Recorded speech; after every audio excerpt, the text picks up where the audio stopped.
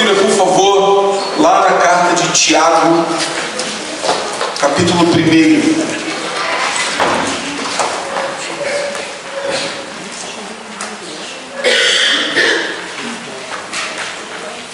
Tiago, capítulo 1.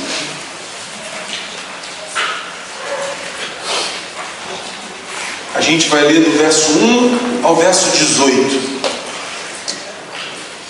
Tiago 1, 1 a 18.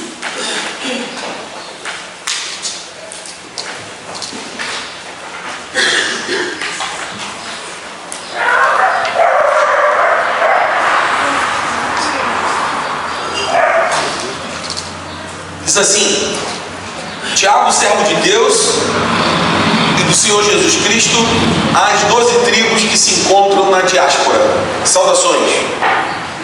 Meus irmãos, tenho por motivo de grande alegria o fato de passarem por várias provações, sabendo que a provação da fé que vocês têm produz perseverança. Ora, a perseverança deve ter ação completa, para que vocês sejam perfeitos e íntegros, sem que lhes falte nada.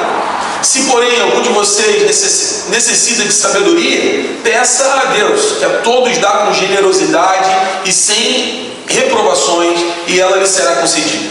Peça, porém, com fé, em nada duvidando, pois o que duvida é semelhante à onda do mar, impelida e agitada pelo vento.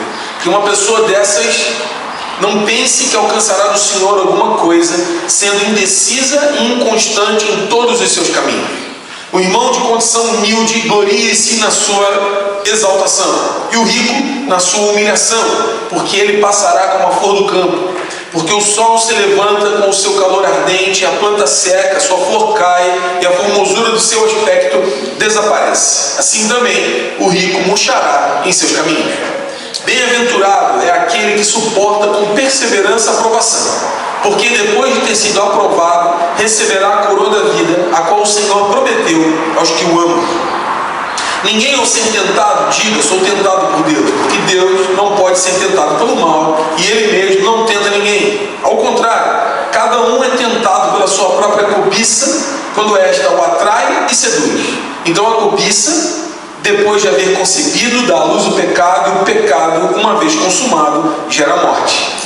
Não se enganem, meus irmãos, toda boa dádiva e todo dom perfeito vem lá do alto, descendo do Pai das luzes, em quem não pode existir variação ou sombra de mudança. Pois segundo o seu querer, Ele nos gerou pela palavra da verdade, para que fôssemos como que primícias das suas criaturas. E aí, que Deus nos abençoe e complete a palavra dele no nosso coração. A carta de Tiago é uma carta prática, e que Tiago escreve, eu quero chamar a atenção, escreve às 12 tribos que se encontram na diáspora. O contexto aqui era o contexto de perseguição. Logo após Estevão ter sido apedrejado, lá em Atos capítulo 7, Pedro prega, fala, anuncia, e aquilo, as pessoas jogam pedras, e deve ter sido uma morte muito ruim. Você imagina alguém ser morto apedrejado?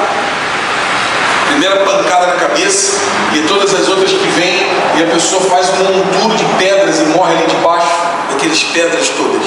E aí se vê uma perseguição sobre os judeus que se convertem a Cristo, conhecem a Cristo, e essas pessoas saem para todas aquelas regiões fugindo em perseguição, por conta da perseguição, devido à questão religiosa de servirem a Jesus, de conhecerem a Cristo, e eles saem de todos os seus lugares e vão para as outras regiões à volta. Imagina o que essas pessoas estão perdendo. Essas pessoas estão perdendo casa, família, convívio social, debaixo daquela cultura. Você tem e alguns são menosprezados, desprezados pelas próprias famílias, de que você agora não pertence mais aqui. Então você tem uma escolha por Cristo e um empurrão que a família diz: olha, eu não te conheço mais, você não é mais bem-vindo. A gente conhece histórias que acontecem hoje ainda com alguns muçulmanos que, quando se convertem, as famílias expulsam, não te reconhecem mais e ainda perdem herança, né? São deserdados, jogados fora. São esses a quem Tiago escreve. A gente que está fugindo, indo embora, vivendo longe. E aí Tiago vai trazer para nós, em toda a carta dele aqui, uma explicação do que é viver por fé, do que é viver em fé, e de que como essa minha fé tem que ser prática. Como que ela deve transformar em ações na minha vida. Porque o que a gente tem hoje, no decorrer da história, tá? Hoje eu digo, mas é de muito tempo. A gente tem uma ideia de que a nossa fé, ou daquilo que a gente crê, nosso conjunto de verdades, elas estão num lugar da nossa vida, mas que elas não interferem diretamente nas minhas atitudes, nos meus comportamentos. Por exemplo, ou não chega lá no meu trabalho, ou não chega na minha posição enquanto marido, esposa, pai, mãe, vizinho, filho.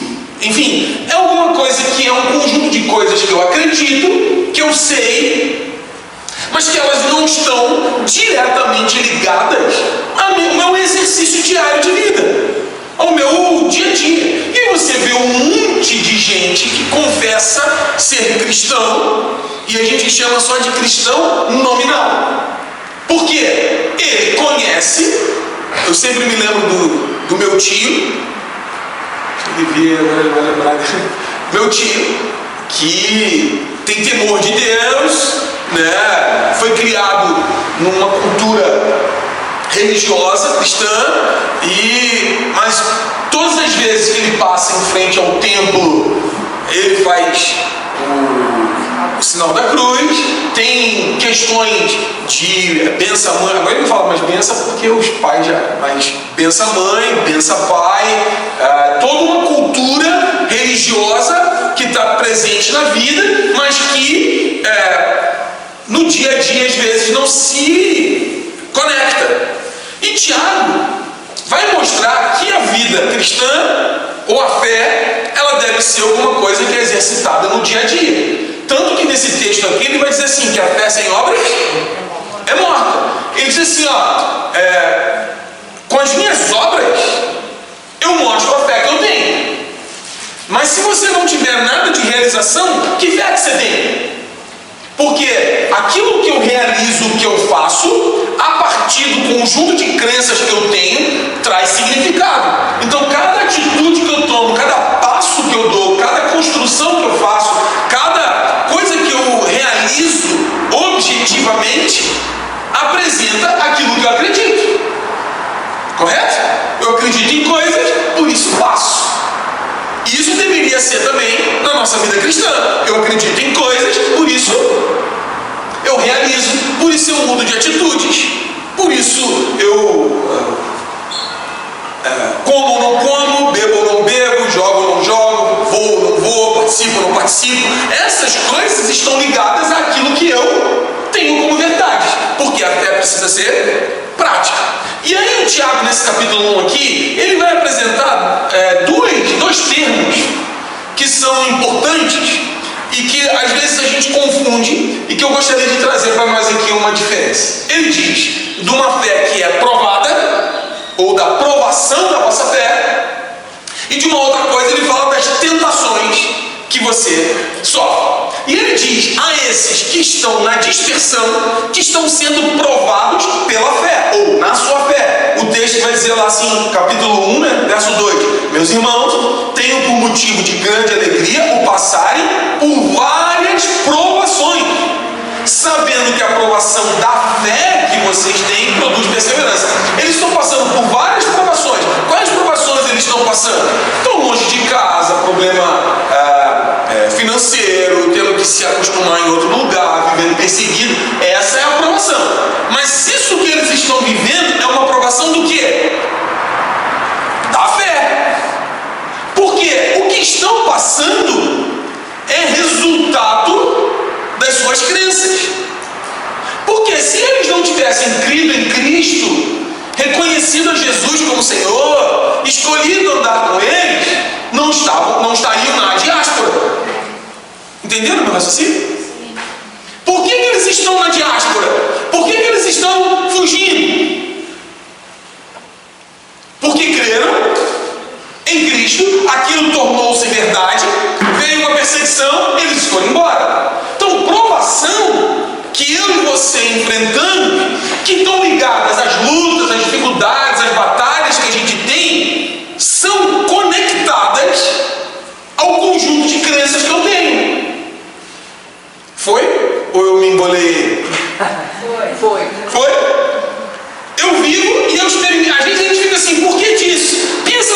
da diáspora, tá? Eu criei em Cristo, recebi a Jesus e agora o que eu ganhei? Perseguição. Estou longe de casa, não posso estar com a minha família, os que me amam me expulsaram, estou tendo que reconstruir tudo em outro canto, começando tudo de novo. Por quê? Porque eu criei que Jesus é Senhor, é meu Salvador, que Ele morreu na cruz por mim, que eu sou pecador. Então a aprovação que eles estão vivendo é a aprovação da fé, é a aprovação daquilo que eu acredito. Então tem algumas coisas que a gente às vezes vive e que a gente experimenta que é por conta daquilo que eu acredito. Se você for, por exemplo, em Deuteronômio capítulo 8, você vai ver Moisés dizendo assim: olha, eu os guiei no deserto e eu os levei ao deserto para provar o que estava no coração de vocês, se vocês manteriam ou não, para humilhá-los e para vocês entenderem que nem só de pão vive o homem, mas de toda a palavra que procede da boca do Senhor. Existem então algumas situações que eu e você enfrentamos que são provação, que é para que eu e você reconheçamos no nosso coração se aquilo que eu acredito faz parte mesmo da minha existência, do meu dia a dia. E aí, Tiago, eu ia falar Paulo, e aí Tiago diz assim, que isso é motivo de grande alegria. Tiago parece um grande fanfarrão, né? Tá na luta, gritão, isso é uma alegria. Para quem, né, cara pálida? A gente poderia dizer Tiago. Ele diz que isso é motivo de grande alegria, o passagens, por quê? Leia. Tem como motivo de grande alegria passagens? Por várias provações. Por várias provações. Por que é motivo de grande alegria você passar por várias provações? Porque ela vai gerar perseverança. E o que é perseverança? Perseverança é aquela coisa de que eu continuo naquilo que eu acredito, que eu sei que é verdade, apesar das circunstâncias. E eu me mantenho. E ele diz que a perseverança gera... a perseverança deve ter a ação completa, para que vocês sejam perfeitos e íntegros, sem que lhes falte nada. Ele vai dizer então que a perseverança vai gerar maturidade e integridade. Então, eu e você estamos enfrentando provações. O que são coisas que eu e você enfrentamos como provações? São situações na vida da gente que são resultado do nosso motivo de crer em Cristo e que traz para nós um sentimento de perseverança, de maturidade e de integridade para que eu e você cresçamos. Então as provações que Deus permite é para que a nossa fé fique mais forte e ela produza. E isso é algo importante eu e você entender que essas provações elas vão gerar crescimento, vão fazer com que eu e você saiamos de lá mais fortes, melhores, mais dependentes espiritualmente, entendendo de que nem só de pão vive o homem, nem só daquilo que a gente come aqui, mas de toda a palavra que procede da boca dele. É ele que cumpre. Se a gente for em Hebreus capítulo 11, você vai olhar os heróis da fé, os caras que a gente toma como exemplos de fé: Abraão, Gideão, Jacó, enfim, Davi, Samuel, tantos outros que a gente toma como herói, Daniel, que a gente toma como heróis da fé. Todos eles foram provados na sua fé, perseveraram, foram íntegros, maduros, permaneceram e produziram, realizaram. Então nós reconhecemos que, percebemos que a aprovação da nossa fé vai gerar crescimento, desenvolvimento. E ele diz: olha, se você precisa de sabedoria para lidar com tudo isso, peça a Deus que Ele dá sem reserva. Porque você não pode ser como uma onda agitada, que o vento sopra. E aí, se você vai à praia, a onda vem, ela vem às vezes de maneiras diferentes, né?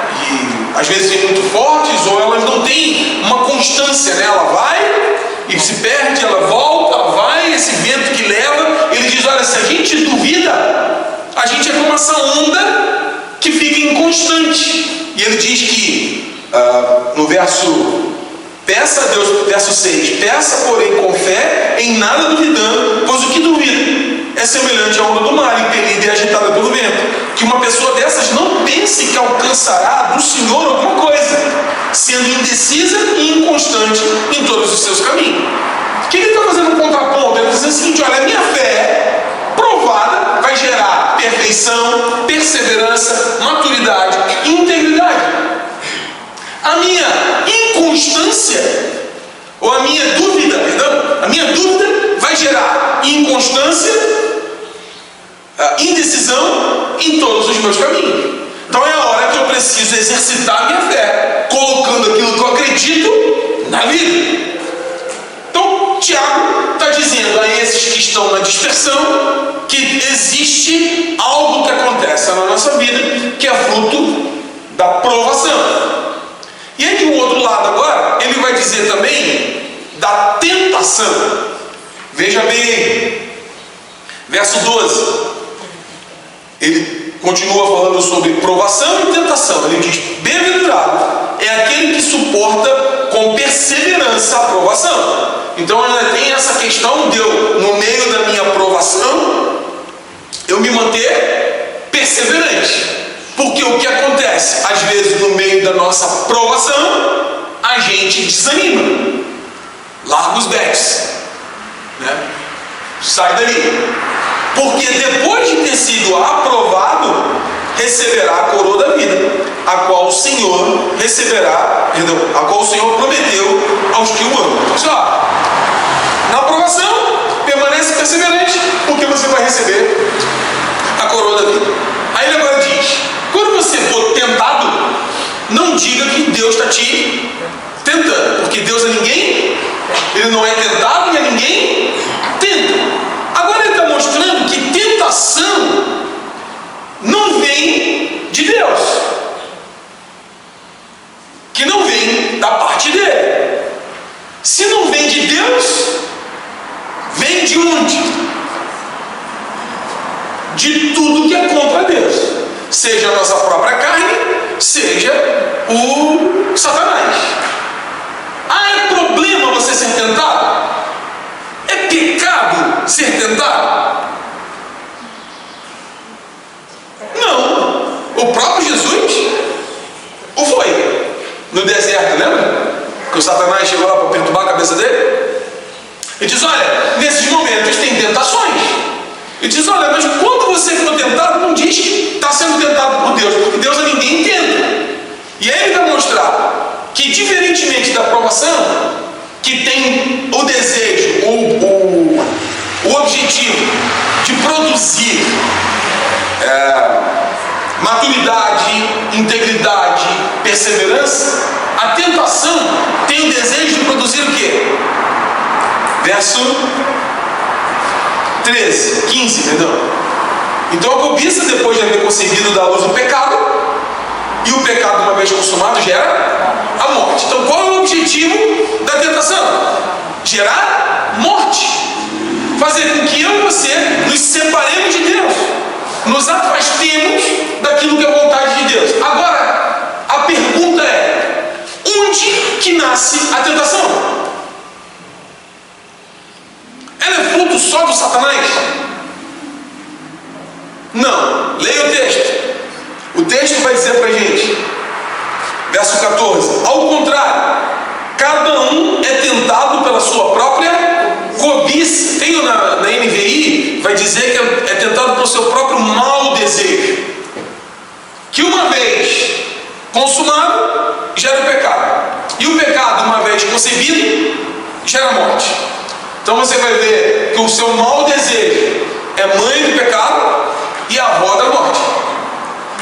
Porque ela, uma vez que você concebe, dá luz ao pecado, que é toda vez que eu faço aquilo que não agrada ao Senhor, e esse pecado, uma vez consumado, vai gerar a morte. Então, onde que nós somos tentados? Onde está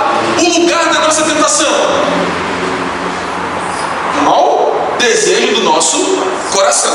Lembra da Eva? O primeiro casal? Que Satanás chegou de forma sedutora, falaciosa, envolvendo a mente deles, e eles erraram um monte, porque eles viram que o fruto era bom para dar, entendimento, que era legal ao paladar. A primeira de João vai dizer assim, que a concupiscência da carne, a concupiscência dos olhos e a soberba da vida, a vontade da carne, a vontade dos olhos, dos nossos apetites e a soberba da vida, são inimigas de Deus, nos levam para longe do Senhor. Então nós temos que tomar cuidado com o nosso coração. Não é à toa que Jesus vai dizer que se você tem alguma coisa que você tem que cuidar, cuida do seu coração, porque dali procedem as fontes da nossa vida. Porque do nosso coração procede tudo aquilo que é enganoso, ruim, pernicioso, que leva a gente ao pecado, que leva a gente a fazer o que é errado. E aí ele diz assim, toma cuidado então com as suas vontades. Toma cuidado com os seus desejos, com os seus maus desejos, porque ali são fontes do Satanás vir e fazer com que a gente caia e peque e morra. Então Tiago está ensinando para nós e para esses que estavam debaixo de perseguição e de provação, dizendo o seguinte: olha, tem provação que vai te gerar perseverança, mas cuidado como que você se comporta no meio disso, porque no meio disso vão aparecer maus desejos, más vontades, coisas que estão dentro de você que vão, se você der vazão, porque assim,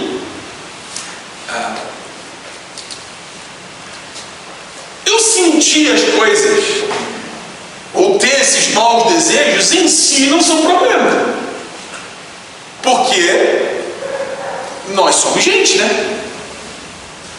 O problema, sabe aquela coisa assim, conhece a gente que é sem noção? O sem noção, ele pensa as coisas como todos nós pensamos, né? O sem noção, o que ele faz? Ele fala. Não é? Falou! Aí, mas, cara, sem noção, por que ele falou isso? Esse é o problema do sem noção. Tá? Eu posso olhar alguém e dizer assim, pensar, nossa, que roupa horrível.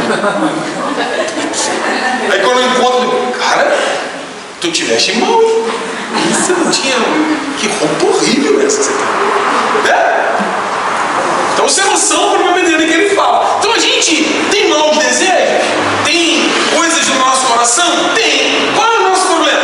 A gente começar a achar que aquilo é justo, que é correto, que vale a pena, que eu desejo, que eu posso mesmo. Hoje em dia tem umas frasezinhas que falam isso, né? Eu sou livre para fazer o que eu quiser, assinado Satanás, né? Porque eu acho que aquelas coisas que estão no meu coração, que é justificável, que eu posso, que eu sou, né? É igual aquele cara que se enfia numa dívida que não consegue pagar, que é bem assim, compra um negócio, você olha, é um mau negócio, todo mundo sabe que é um mau negócio, mas ele diz assim, cara, eu não bebo, eu não fumo, eu não jogo, não faço nada, pelo menos comprar isso aqui eu posso comprar. E se faz e fica o pé na jaca do que não deve fazer, mas ele justificou o mau desejo do coração dele. E o que Tiago está dizendo? Cuidado com isso, cuidado com isso, porque assim você tem um conjunto de coisas que acontecem na nossa vida que é fruto ou vem em decorrência da minha fé, daquilo que eu acredito.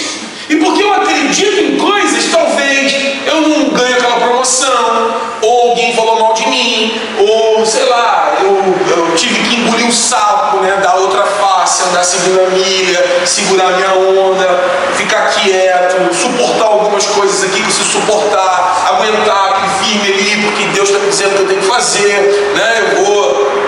É o Daniel, por exemplo, que podia comer de tudo que tinha lá, mas resolveu não comer, porque eu vou não quero me contaminar, vou permanecer assim, né? Só me ocorreu aqui agora, eu vi um filme antigo, chama Os Indomáveis. O cara tinha que levar um cara, um gladiador lá, que eu esqueci o nome do ator. Ele tinha, esse cara aí, tinha que levar o cara para entregar num trem, porque ele era ladrão, conhecido, não sei o que, tudo mais. No fim só sobrou ele para levar o cara. E esse cara gostou dele, disse assim, o seguinte, cara, quanto que vão te pagar? $200. Ele falou, eu te dou 1.000. Te dou 1.000 agora, e você me deixa embora, pô. Tu volta para casa, volta para tua mulher, tu paga tuas contas, tu vai implantar, tu vai ter colheita, tu vai fazer de tudo que tem que fazer. E assim, era uma proposta, porque assim, ele ia morrer. E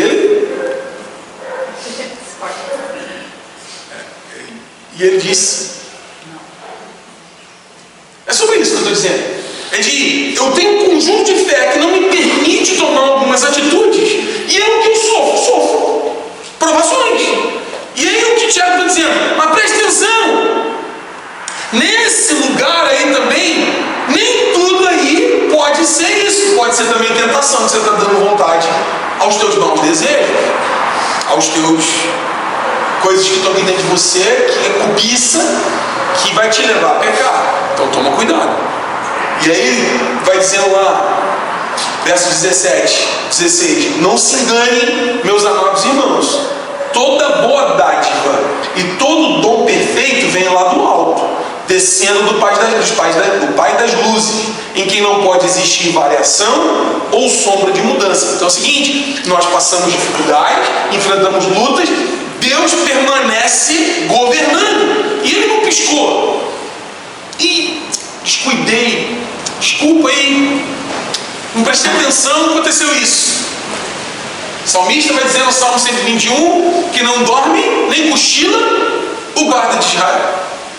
Ele não perde o controle, e nele não há sombra nem variação de mudanças, pois, segundo o seu querer, Ele nos gerou pela palavra da verdade, para que fôssemos como que primícias das suas criações, das suas criaturas. Nós então, mesmo aqueles que estão nesse momento de perseguição, o que Tiago está dizendo é o seguinte, eu te guardo, eu te protejo, eu estou com você, você é primícia, eu estou guardando você, só toma cuidado com o teu coração, e saiba que essas lutas que você está enfrentando, essas batalhas, essas provações, vão gerar em você perseverança, integridade, maturidade, uma visão completa, e você no fim, ele diz lá, depois de ter sido aprovado, e aí tem um negócio desse também, né?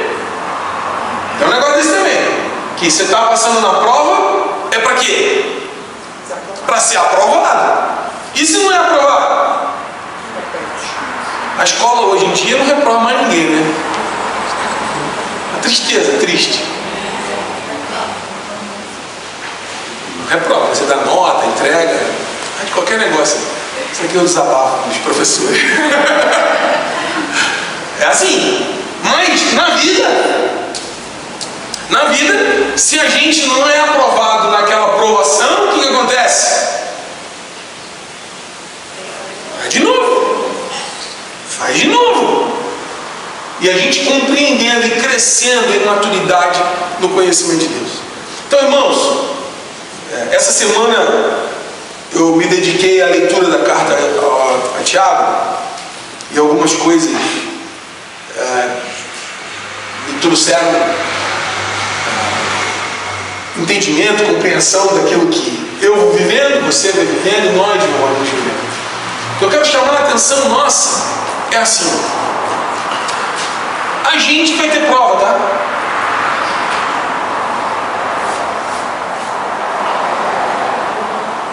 Esses dias eu estava pensando, no começo do ano, falei, eu vou fazer uma outra graduação e que eu quero completar. E aí você me pergunta, por que eu não fiz? Pergunta para mim. Por que você não fez? Porque tem prova. Tem que entregar trabalho, eu não estou com paciência, não dá vontade de fazer o que eu disse, ficar escrevendo trabalho, não sei o que, tem que... Não estava à vontade. Aí o que eu fiz? Não desci pro play. Tá bom, deixa eu falar, estou com 50 e poucos anos, não vou fazer, não, deixa quieto. Foi só por causa disso, de verdade. Deus, vou chegar aqui na vida. Aí eu fui olhar lá, tinha que fazer trabalho de conclusão de curso, não quero. Não estou afim. Só que na vida não tem isso, né? E aí eu quis corresponder Porque assim, né, da mesma maneira que quando você entra nos processos assim, tem prova. A vida tem. Não adianta achar que não tem. Tem. Agora, o que ela vai produzir? Quando a gente exercita a nossa fé, perseverança, integridade, maturidade. Agora, a vida também tem tentação, que é fruto daquilo que está no nosso coração aqui, de maus desejos que estão aqui. O que ela vai gerar? Morte. E aí, além da morte espiritual, de estar distante de Deus, também tem essas mortes que a gente tem de nós mesmos, dos nossos relacionamentos, da vida alegre, da vida com satisfação, do prazer, da vida. A gente morre, porque a gente começa a dar vazão às nossas próprias cobiças, e isso gera pra gente problemas. E o que o Tiago está dizendo é, olha, tende por motivo de alegria passar por provações, porque a gente vai crescer. Então a gente está vivendo luta. Bem-vindo à vida. Permita olhar para ela, para as lutas que vivemos, a partir do olhar da palavra de Deus, daquilo que é verdade, e enfrentá-las firmados na verdade, porque nós teremos sucesso. E o texto diz que nós seremos aprovados e receberemos a coroa da vida. Amém. Não deixe o seu coração se levar para desviar da vontade de Deus, do propósito dele, porque isso vai gerar morte. Porque nele não há sombra nem variação de mudança. E ele continua conosco. Eu gostaria que você guardasse isso, porque segundo o seu querer, ele nos gerou pela palavra da verdade para que fôssemos como que primícias das suas criaturas. Nós somos primícias do Senhor. E ele nos guarda e nos guardará nesse dia a dia que a gente vem enfrentando as nossas lutas e batalhas. Deus nos ajude a gente permanecer e ver a nossa vida sendo transformada e a gente melhorar. Quer ver gente que você admira, que é inspiração de crente para você? Conversa com esse cidadão. É alguém que passou por provações. Você pode ver que na sua vida profissional, aqueles que são a quem você tem referência, nunca é aquele que passou uma vida de frufru. Sempre foi o cara que enfrentou luta. E o que a gente mais quer? Ganhar na loteria, né? Porque você ganha na loteria, o que você precisou fazer? Nada. Que rico. E aí, foi na moleza. Mas aqueles a quem a gente admira, é sempre os que botaram faca nos dentes, né? Que foi correndo na vida, que foi enfrentando as batalhas, que foi crescendo. E isso tanto na vida profissional, quanto na vida espiritual também. A gente olha histórias de homens e mulheres de Deus, sempre são gente que enfrentou dificuldade. Nunca é gente que foi na moleza. Que a gente possa enfrentar, sabendo que o nosso Pai cuida de nós e que a gente tem motivo de alegria. O que eu gostaria de chamar a atenção é assim: olha para a sua vida com a gente. Foi o portão. Só o portão do vento aí. Da gente olhar para a vida, eu estou passando essa luta aqui agora, eu vou crescer nela, para a glória de Deus. Amém?